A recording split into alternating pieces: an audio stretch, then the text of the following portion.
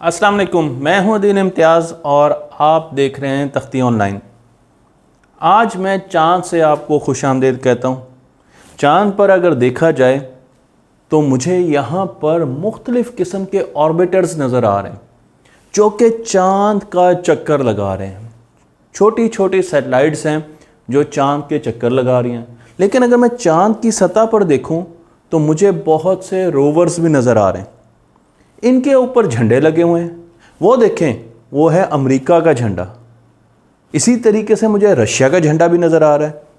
लेकिन ये दूर झंडा, ये तो चाइना का झंडा है, एक उभरती हुई सुपर पावर का झंडा। तो आपको चांद पर चाइना के रोवर्स भी अब मिलेंगे। चलें हम चाइना की तरफ चलते हैं और देखते हैं कि चाइना चांद पर क्या करने जा रहा है। चाइना का चांद के लिए जो स्पेस प्रोग्राम है वो 4 हिस्सों में तकसीम किया जा सकता है। फ़ेज़ 1, फ़ेज़ 2, फ़ेज़ 3 और फ़ेज़ 4। इस प्रोग्राम में जो मिशन भेजे जाते हैं उनका नाम चेंगे है। चेंगे चाइना की चांद की देवी को कहा जाता है। चाइनीज़ ज़ुबान में चांद देवी को कहा जाता है, इसलिए इस मिशन का नाम भी चेंगे रखा गया है। फ़ेज़ 1 में 2 मिशन भेजे गए, चेंगे 1 और चेंगे 2। चेंगे 1 2003 में भेजा गया और चेंगे 2 2007 में भेजा गया। इनका काम सिर्फ इतना था कि इन्होंने चांद के ऊपर चक्कर लगाने उसके गिर्द। तो यहाँ पर आपको सिर्फ ऑर्बिटर्स मिलेंगे जो कि चांद के गिर्द चक्कर लगाते थे और उसकी तस्वीरें खींचते थे। लेकिन फिर आया फ़ेज़ 2 जिसमें चेंगे 3 और चेंगे 4 भेजे गए। हम चेंगे 4 को बहुत डिटेल में डिस्कस करेंगे। लेकिन इनका काम क्या था? इनका काम ये था कि इन्होंने चांद पर लैंडिंग करनी थी। तो ऑर्बिटर चक्कर लगा रहा है, लेकिन एक लैंडर चांद की सतह पर उतरेगा और वो चांद की तस्वीरें खींचेगा। तो मैं आपको यहाँ पर दिखा रहा हूँ कि 2013 में चेंगे 3 आया और 2018 में चेंगे 4 आया और उन्होंने चांद की बहुत सी तस्वीरें खींची और हमें वो भेजी। फ़ेज़ 3 में चेंगे 5 और चेंगे 6 आएंगे। चेंगे 5 चांद से हमारे पास रॉक्स के सैंपल ला चुका है। चेंगे 6 उसका बैकअप प्लान है।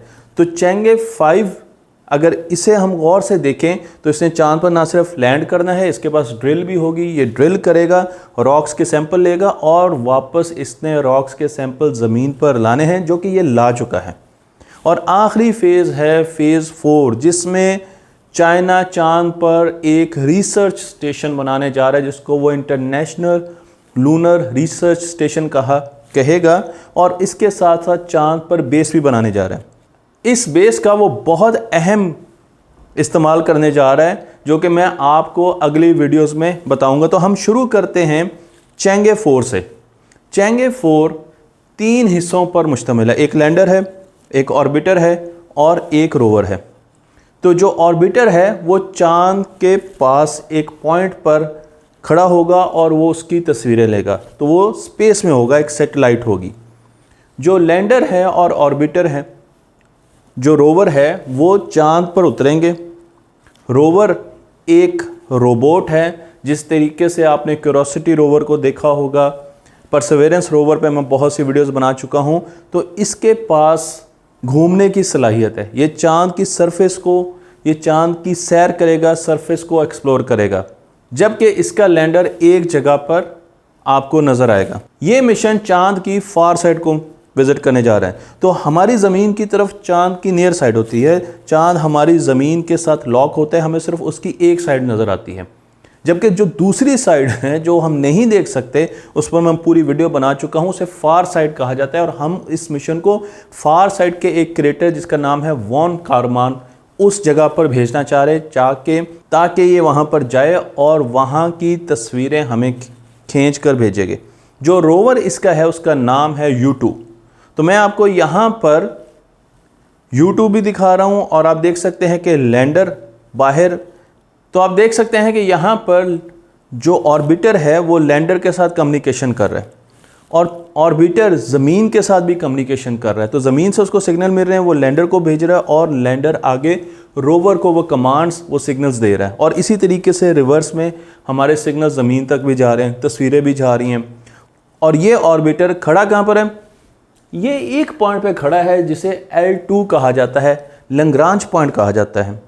हमारे सोलर सिस्टम में सन और ज़मीन का जो सिस्टम है उसमें 5 लैग्रांज पॉइंट्स हैं।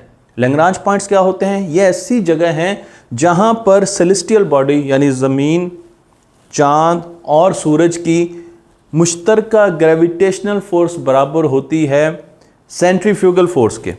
तो अगर आप किसी चीज़ को, किसी सैटेलाइट को यहाँ पर पार्क कर देंगे तो वो सैटेलाइट या वो ऑर्बिटर चांद का चक्कर नहीं लगाएगा, ना वो ज़मीन का चक्कर लगाएगा, बल्कि वो वहीं पर रहेगा और उनके साथ मूव करता रहेगा। मैं आपको यहाँ पर 5 पॉइंट्स दिखा रहा हूँ और इस वक्त हमारा ऑर्बिटर जिसकी हम बात कर रहे हैं वो L2 पॉइंट पर मौजूद है। गोया कि ये वापस आ चुका है, ज़मीन पर वापस आ चुका है, लेकिन जब ये गया तो ये L2 पॉइंट पर इसको पार्क किया गया। इसे स्पेस पार्किंग भी कहा जाता है।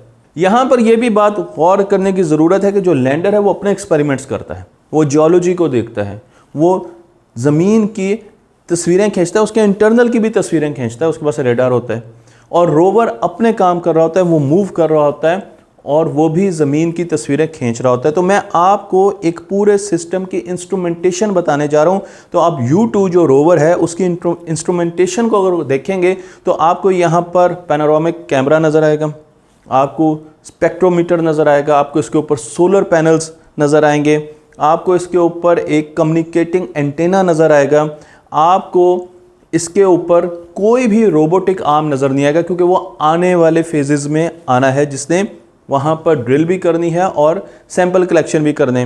लेकिन इसके साथ साथ इसके 6 पहिए जिसकी वजह से ये मूव करता है, जैसे परसेवरेंस और क्यूरियोसिटी के भी 6 पहिए।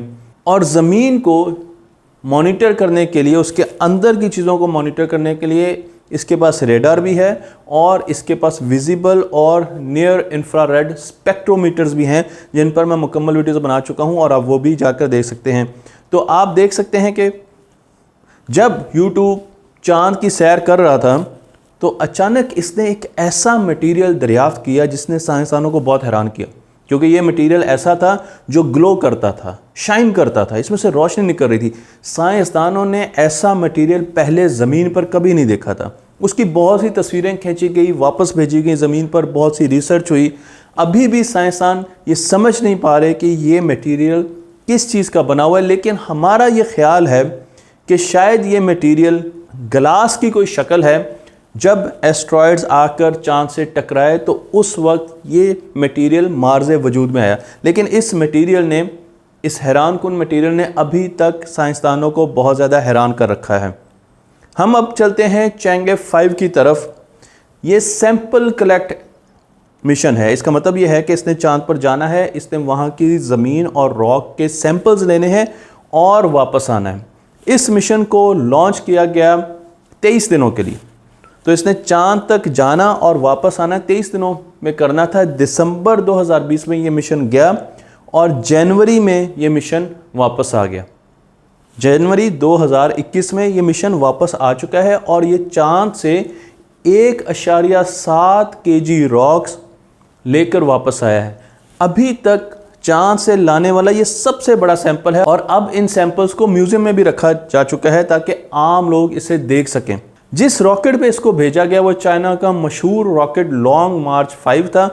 इस मिशन का जो रिटर्न हुआ वो मंगोलिया के डेजर्ट्स में हुआ। अगर आप इसकी साइट देखें तो इसकी साइट काफ़ी दूर है बाकी जितने मिशन भेजे हैं उनसे। अगर आप देखें तो चेंगे 3 आपको नज़र आ रहा है, इसी तरीके से आपको रशियन लूना 16 और लूना सीरीज़ नज़र आ रही है, आपको अपोलो नज़र आ रहा है। लेकिन चेंगे 5 हम उससे काफ़ी दूर लेके गए और उसकी वजह यह है कि हम ऐसे सैंपल्स लेना चाहते थे जो पहले हम ज़मीन पर ना लेके आए हों। इस पर अगर हम इसकी टेक्नोलॉजी पे बात करें तो आप यहाँ पर जो तस्वीर देख रहे हैं इसमें 4 यूनिट्स आपको दिखाए गए हैं। सबसे नीचे सर्विस मॉड्यूल है जिसने ज़मीन पर वापस आना है, रिटर्न व्हीकल है, लैंडर और असेंट यूनिट, इन्होंने चांद पर ही रह जाना है। तो हमारे पास 4 चीज़ें हैं। जब हम इसको रॉकेट के ज़रिए भेजते हैं स्पेस में और उसके बाद ये चांद तक पहुँचता है तो उसकी तफसीली डिटेल्स में अपोलो की वीडियो में बता चुका हूँ, आप जाकर उस वीडियो को डिस्क्रिप्शन में देख सकते हैं और उससे समझ भी सकते हैं। लेकिन आपकी आसानी के लिए मैं बता दूं कि रॉकेट के ज़रिए हम इस मॉड्यूल को चांद की तरफ भेजते हैं। रॉकेट तो हमारे स्पेस में ही रह जाता है और उसके बाद जब ये चांद पर जाता है तो ऑर्बिटर इससे अलग हो जाता है, वो चांद के गिर्द L2 पॉइंट पर पार्क हो जाता है। वैसे चेंगे 5 के लिए L3 पॉइंट भी रखा गया है, तो L3 पॉइंट पर वो पार्क हो जाता है और उसके बाद हमारे पास जो लैंडर है और असेंडर है वो चांद पर लैंड कर जाते हैं।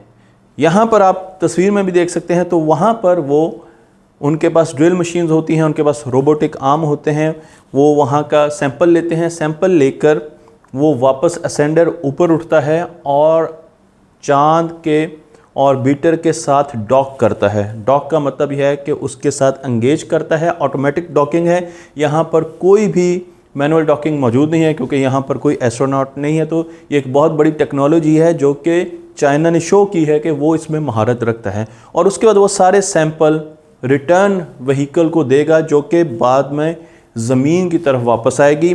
तो असेंडर वहाँ से चांद पर ही गिर जाएगा और लैंडर तो पहले ही चांद पर रह चुका। तो ये पूरा एक सीक्वेंस है जो कि मैं आपको इस तस्वीर में दिखा रहा हूँ और इस सीक्वेंस को हम फॉलो करते हुए चांद से जो सैंपल लेने चाह रहे हैं उसमें 1.2 बिलियन साल पुराने सैंपल्स हम लेंगे, क्योंकि हम अभी तक चांद से जितने भी सैंपल्स लाए थे अपोलो सीरीज़ में वो 3.82 बिलियन सालों से पुराने थे। 3.8 बिलियन साल थे, 3 बिलियन साल थे। लेकिन अब हम यंग सैंपल्स लाना चाहते हैं ताकि हम चांद की अपनी जियोलॉजी को देखें और उस पर रिसर्च करें। तो मैंने आपको यहाँ पर बताया कि इसके ऊपर रेडार भी मौजूद है, इसके ऊपर स्पेक्ट्रोमीटर भी मौजूद है, इसके ऊपर ड्रिल मशीन है, इसके ऊपर रोबोटिक आर्म है जो कि रॉक्स को ग्रैब भी कर सकता है और मुख्तलिफ़ किस्म के कैमरास लगे हुए हैं। तो इसका डिज़ाइन काफ़ी कम्प्लेक्स है। अगर आप देखें कि चांद पर जाना है और सैंपल लेना वापस आना है, क्यों कम्प्लेक्स है उसके पीछे भी एक लॉजिक है, क्योंकि चाइना अगली दिहाई में चांद पर इंसान को भेजने जा रहा है और उसको इस सारी टेक्नोलॉजी को टेस्ट करना था। इसीलिए उसने ये कॉम्प्लेक्स मिशन भेजा ताकि वो अपनी टेक्नोलॉजी को टेस्ट करे। और अब वो अपनी टेक्नोलॉजी को टेस्ट कर चुका है क्योंकि ये मिशन कामयाब होकर 2021 के शुरू में वापस आ चुका है और अब वो अगले फेजेस की तरफ जा रहा है जहां उसने कुछ तो सैंपल रिटर्न और भेजने, 2022 में भी उसने सैंपल रिटर्न मिशन भेजना है, 2027 में भी उसने भेजना है। लेकिन उसके साथ साथ उसने एस्ट्रोनॉट्स को स्पेस में भी भेजना है और चांद पर भी भेजना है, क्योंकि उसने चांद पर बनानी है एक बेस और उसने चांद को माइन करना है और उसने चांद पर एक इंटरनेशनल रिसर्च सेंटर बनाना है जिसका काम बहुत ही दिलचस्प है, जो कि मैं आने वाली एक वीडियो में आपको बताने जा रहा हूं कि चांद पर रहकर वो स्पेस में क्या करने जा रहे हैं। मुझे उम्मीद है कि ये वीडियो आपको चांद से पसंद आई होगी, आपको चांद का माहौल भी अच्छा लगा होगा। अपने इल्म को दूसरों तक पहुंचाते रहिए और तख्ती ऑनलाइन को शेयर करते रहिए।